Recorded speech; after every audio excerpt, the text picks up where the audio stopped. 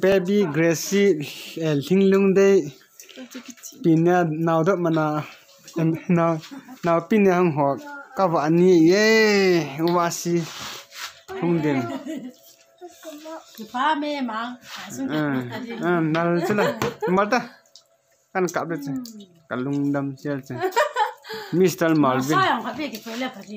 sa cheng ya lo pi ni tin nam khung sai面比面有呀，弟弟讲。kan kap di ho katai sang ang tang am tera je sum ke kala din pe tadi. as to tong tu la ke nào thôi bạn có muốn như vậy và anh có gì luôn là cái sao tiền của muốn ta tới kia mai kem ban ta họ nuôi nấu sao muốn Gracie Linglung Day nu ai nấu sao một cam một cái nuông Linglung Day ka mo te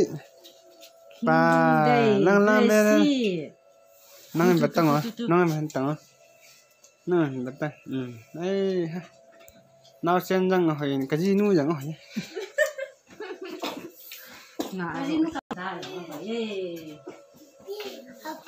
bố sĩ bé bố à cha cha cha cha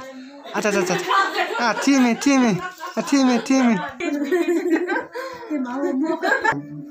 Gracie Linglung Day ye ama hi ba kim batak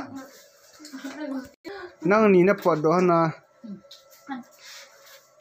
nào đậm nha hung trò trong bông ly hen team sao mấy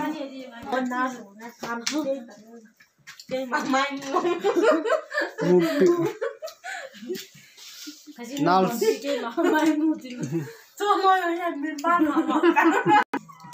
anh chỉ là không sai không được cái bộ cái không sai anh chỉ là đúng điều cái phong minh đâu xí không sai cả thì xin nha xin là bà xin mà nó cho anh mua tổ này kìa miền tàu phun tổ này kìa người ta như sạch tàu phun lằng mà riêng lằng tổ nào này kìa mò ấy